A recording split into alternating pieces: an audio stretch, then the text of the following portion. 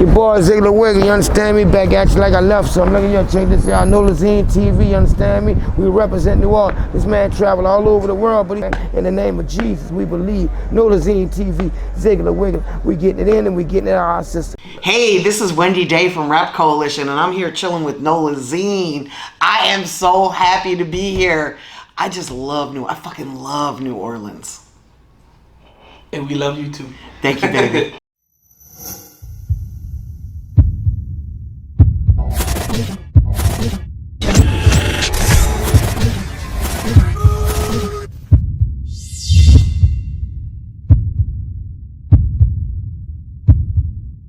So, tell everybody where you're from. Originally, I'm from Philadelphia. I moved to New York City when hip-hop kind of started because I wanted to work in the music industry. I was attracted to the energy and the passion of hip-hop in the early 80s, before most of you were born. And I started working in New York in 1992. I started an organization, a not-for-profit organization called Rap Coalition. And we help pull people out of bad deals. And then a few years after I started Rap Coalition, I realized just getting somebody out of a bad deal wasn't enough. And I wanted to help get people into good deals. And the first deal that I got to play a role in was Master P's deal for No Limit at Priority. And that was a really awesome deal to have as my first deal, because then I was able to go on and work with folks like Twista and Do or Die and Eminem and Cash Money. Cash Money is probably the deal that I'm most well known for. I was able to help Baby and Slim get their numbers up, and they were pretty successful when I found them. Like, I didn't build their success. They were already successful. They had put out 31 albums over a 6-year period by the time I got involved with them. But I helped them get from selling 25,000 CDs every time they put out a CD, and back then it was CDs, right? To like 75,000. And once those numbers got up, it was really relatively easy to help them get signed to a distribution deal at Universal. It was an amazing deal, and I don't want to dwell on the past because a lot of you can go and do the research yourself to find out that deal. I'd rather talk to you guys about how you can build a company, and you can do this now in today's world. The reason there hasn't been another big opportunity out of New Orleans is because nobody has put the money and the resources into artists locally that are coming out today. You can still build a groundbreaking label like a No Limit or like a Cash Money.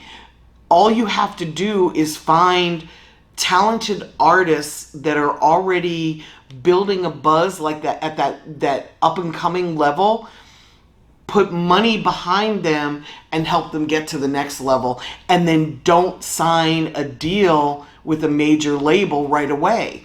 The success behind Cash Money was they let me say no for 9 months. Like, the first offer for Cash Money was for Juvenile for $75,000 at a label called Penalty, just for Juvenile.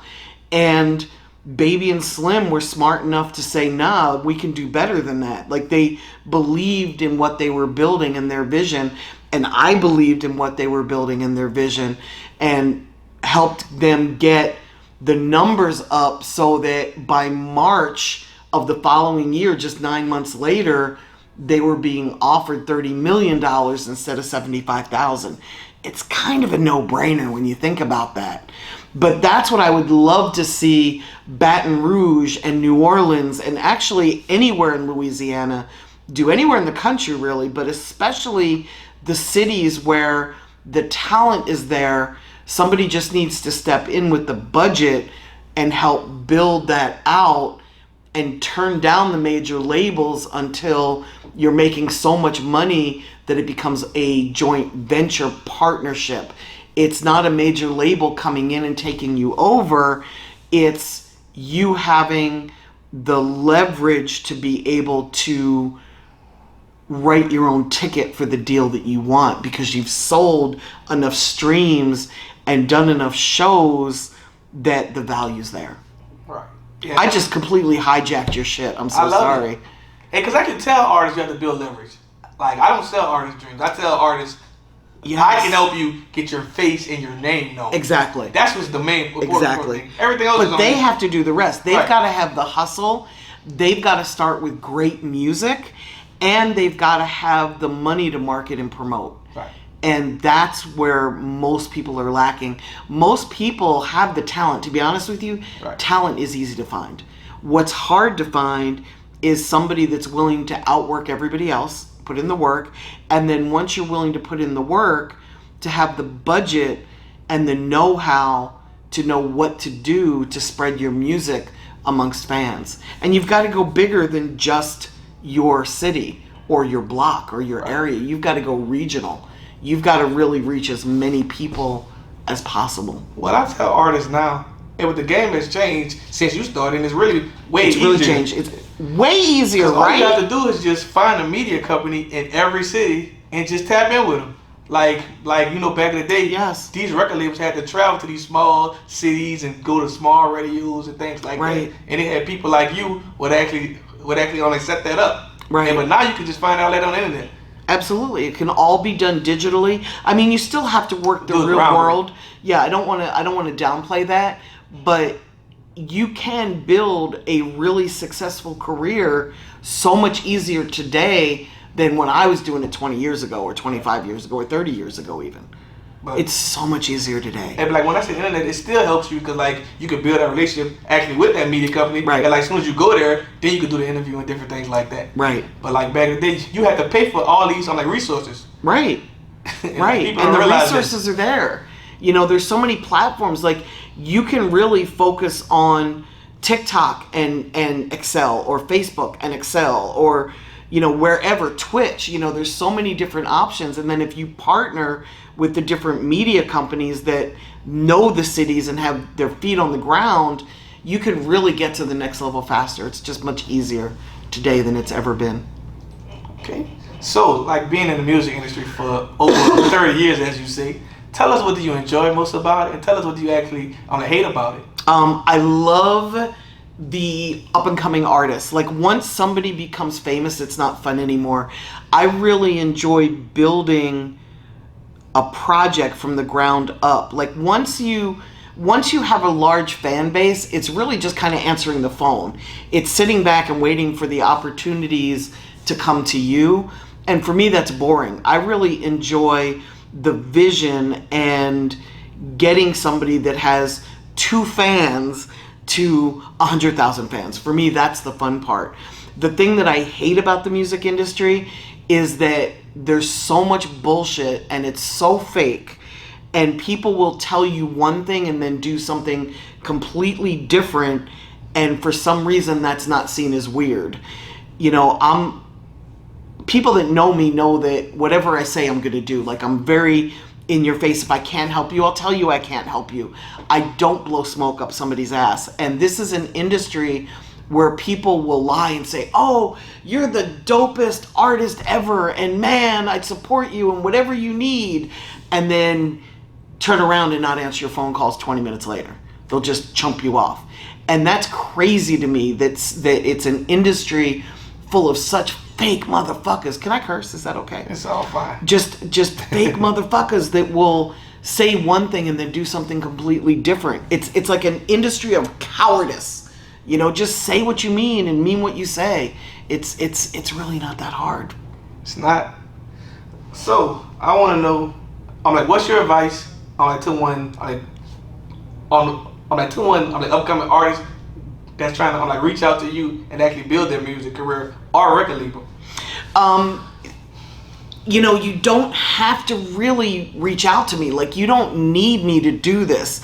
I've got a ton of free videos on my YouTube channel, which is youtube.com/thisiswendyday. I probably have 200 videos talking about how to build success in the music industry. So for somebody to think that they need a connection or they need a cosign is just insane. You can do this yourself. And then once you get to a level where you're popping, that's where I can really be helpful. Because once you've got the fan base, I can, if your goal is to go to a major label, I can take you to a major label and get you a deal. But again, you have to have the leverage before I can really be of help to you. So you can teach yourself how this game works and what moves to make and what to do. You just need work ethic, you need know-how, and you need a budget. And of course, great music. But I'm assuming that anybody watching this already has great music. Okay. So let's speak on deals. You know, every Sure. artist just hates this deal. Like, I want you to explain what's good and bad about one on like 360 deal. Absolutely. So what's great about a 360 deal is you can have no leverage. Nobody knows who you are. Nobody's ever heard your name before. And somebody will sign you.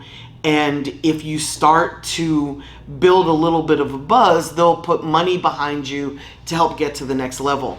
And what a 360 deal is, it's when somebody invests in you and they take a percentage of all your income. So they're taking money from your publishing income, from your shows, from your royalty streams, from wherever you're making money, they're taking a cut because they believed in you when you had no renown, no fame, no nothing. You were starting at the bottom.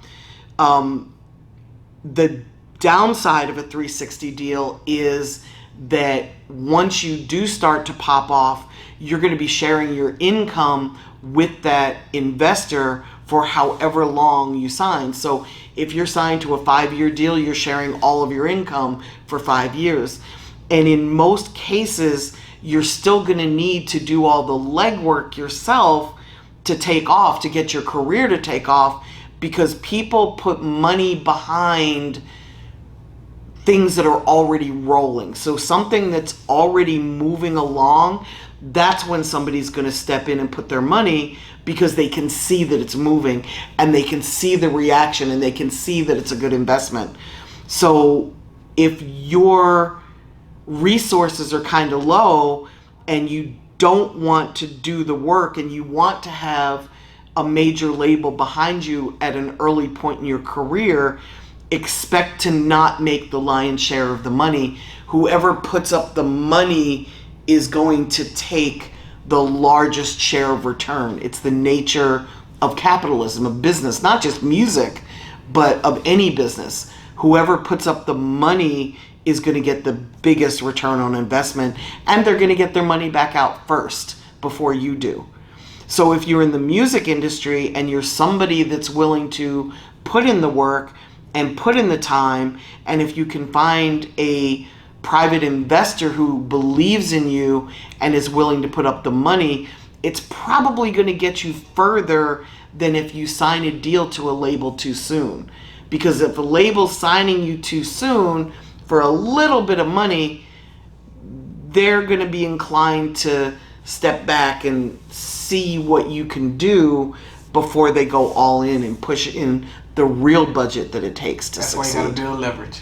Absolutely why you have to build leverage. But I'm glad that you spoke on like what you just spoke on, because I want to ask this question, because like I see like a lot of artists get mad at these like independent labels like a QC or Cash Money, but they don't really go too hard but on these big labels who put them in these deals and don't realize that these like I tell artists every day, like, hey, but if a record label is like willing to give you $2 million, how much money do you think that they want back? Oh, they want multi-millions back. So I want you to speak up on this, like these artists just actually think they can buy themselves back out of these contracts and things like that. No, if somebody is willing to put money, even if it's less than $2 million, even if they're going to invest $250,000 into your career, they're doing it because their goal is to make back $6, $7, $10, $20, $30 million. They're not investing $250,000 into somebody to make back $500,000. That's not how the music industry works, you know? And their goal is to work with you for a length of time. That's why it's so difficult to get a deal when you're an older artist, because they want to do a deal where they can get money from an artist for the next 3 years or 5 years or 10 years or 20 years. Their goal isn't just to make a small profit. Their goal is to make a huge profit. Correct. So, like, being a music artist, I gotta ask you this question, because you've seen artists actually come out at every age, but like, true. I want you to tell us, actually, I'm like, what do you think is the age to actually, you know, slow it down as an artist and actually help other artists? That's a great question. And it's so hard to answer that, because the truth is a hit record cures everything, right? It can cure cancer, I think. So if you're 30 and you have a hit record, you're going to get a deal before somebody who's 18 with no hit record. Right. So it's very hard for me to sit here and pass judgment on age. Hey, but what about 40? I'll say this. I'll say this. So the bulk of the fan base that spends money on going to shows and streaming music and buying merch, they're 13 to 26 years old. So if the bulk of the market is 13 to 26, it's going to be very difficult for somebody who's 40, using your example, to sell music to somebody who's 13 or 18 or 20, because they're going to be looking at it like, that's like the age of my dad or my mom or my aunt or my cousin. Well, I listen to them. It's very difficult as you get older. So my theory is, if you're older and you want to be in the music business, why do you have to make music? Why can't you own a studio or manage or go to law school or school to be an accountant? Like, you can work in the music business. There are hundreds of jobs, maybe even thousands of jobs in the music industry. You could be a stylist, a publicist. You could start your own media company. There's so many different things that you can do if you're older. Why do you have to be in front of the camera? Why do you have to be a 65-year-old rapper? Like, what is the point of that? If the bulk of the fan base is 13 to 26, that's who you need to appeal to as a new rapper. If you're older, like Jay-Z or 2 Chainz, you've already got a fan base. So I'm not talking about people rapping when they're 40. I'm talking about people trying to break in to the music industry at 40. It just seems like there's easier jobs. Broke in all the way at like 34? 35? He was 34, yes. But remember, he was Titty Boy before he was 2 Chainz. Yeah. So he already had some renown, and there are people, you know, Money Man came to this and caught on at an older age. You know, most of the artists signed to Griselda are a little bit older. I'm not saying you can't do it. I'm just saying it's so much more difficult, that the odds of you being successful as a rapper to begin with are very slim. So as you age, it gets harder and harder and harder, and the odds get slimmer and slimmer. Right. There's a point where your odds of getting struck by lightning are greater than you having success, or winning the lottery is greater than you having success. You just have to be realistic and know when it's time to do something else. And I can't sit here and say, oh, on your 35th birthday or on your 25th birthday or on your 16th birthday, you're too old.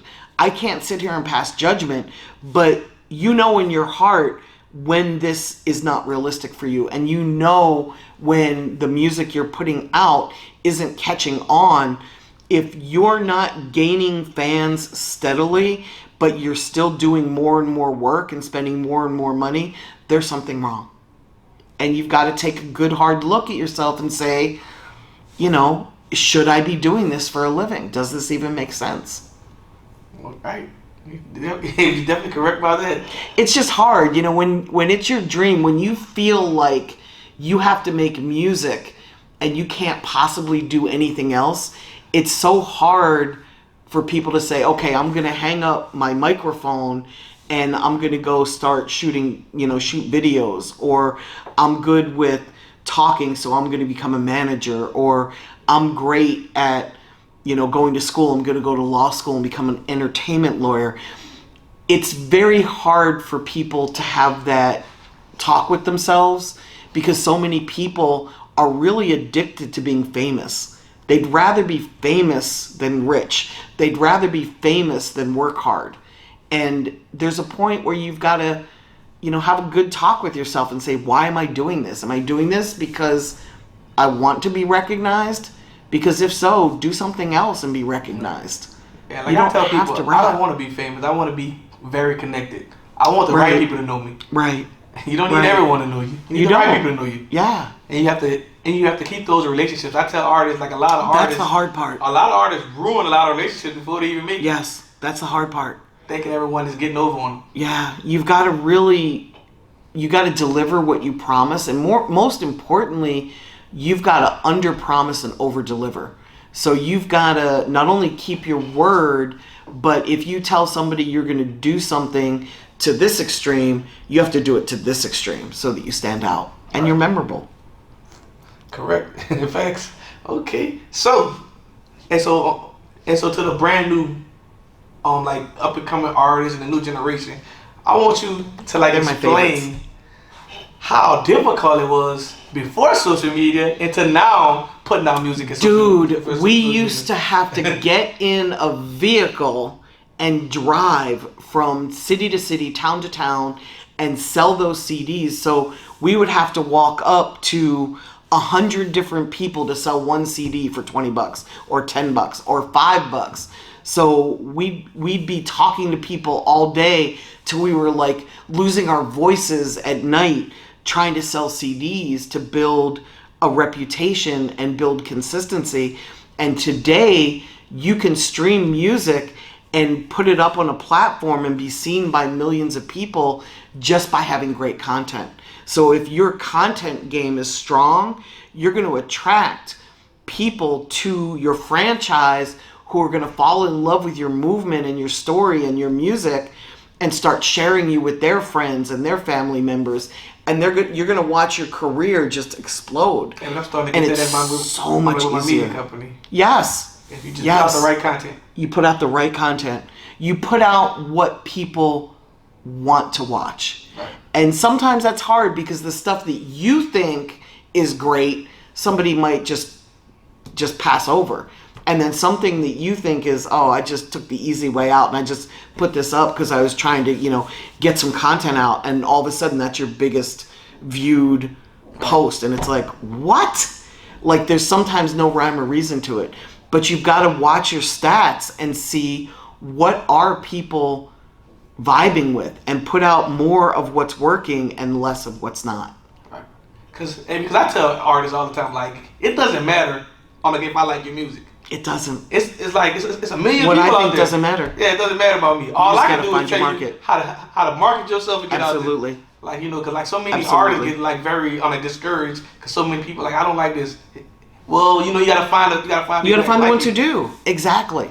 Yeah. And it comes down to a mathematical equation, and I can't sit here and tell you what the math is, but if out of 100 people that hear your music, one likes your music, and you want to have 1,000 followers or 1,000 fans, just do the math. It means you're going to have to reach 100 times 1,000, which is 100,000 people, to have 1,000 fans. If that's what your ratio is. And I don't know what your ratio is. It might be 1 out of 5. It might be 1 out of 10. It might be 1 out of 1,000. But it comes down to a math equation. You just have to figure out what your math is and reach that many people. Facts. So, like, far as like people who probably don't know, tell them all the services that your company offers for power moves. And to be fair, most people can't afford us. You really need to have an investor, but we help artists from A to Z. Whatever they come with the music, and then whatever their needs are, we step in, we put together a marketing plan, we figure out exactly what they need to do to get from A to Z, and then we stay with them for however long it takes, whether that's a year or whether that's 4 years. Excuse me. I'm just getting over a chest cold. We stay with them as long as they need us in their corner, and we teach them hands-on how to make money with their music, and we keep no ownership. So when they leave working with us, they're leaving with the ownership of their masters and the ownership of their publishing. And that's really important because most people in the music industry that help you get from this level to that level, they want to take ownership of the artist's art form, and we're not with that. Tell everyone, what's next for you? You know, I'm in the process of setting up two things that are next for me. One is I'm setting up an educational website to actually teach artists how to put out their own music and make money with their music. That should be launching sometime January, February, March, somewhere in there. And then I'm also building an incubator for rap artists that have some money but not enough money to do this properly. We want to bring them into our fold, and we want to become the investors and still allow them to leave with the ownership of their publishing and their masters when they leave the incubator. And that's called Artist Centric, that incubator. I'm really excited about that. I believe it's the next level in the music industry for really helping artists.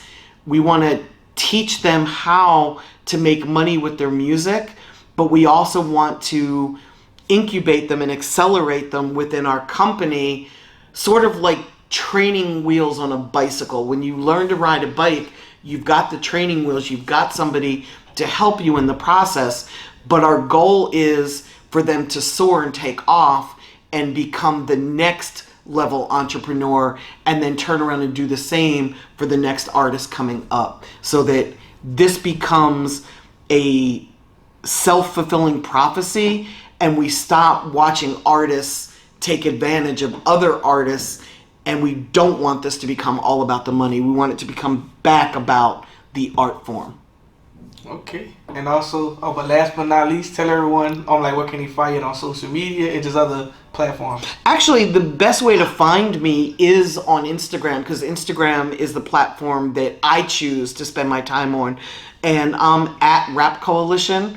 My account doesn't get DMs, which is a huge benefit for me, not for you guys. But if you talk to me in the comments, I see them. I react to people. I engage with people. You can find me on my YouTube channel, which is youtube.com/thisiswendyday. If you scroll down in any of the postings that explain what the videos are, if you go all the way to the bottom, you'll find my email address. All right, we done. Thank you so much for this. Thank you. I appreciate you so much. Shit, I want to give you, your flowers while you're on camera. But you deserve it. Thank you. Okay. And the flowers smell great? Thank you, love. Nolazine, make them scream. Nolazine. Make them SCREAM. Scream. Nolazine, make them scream. You heard me.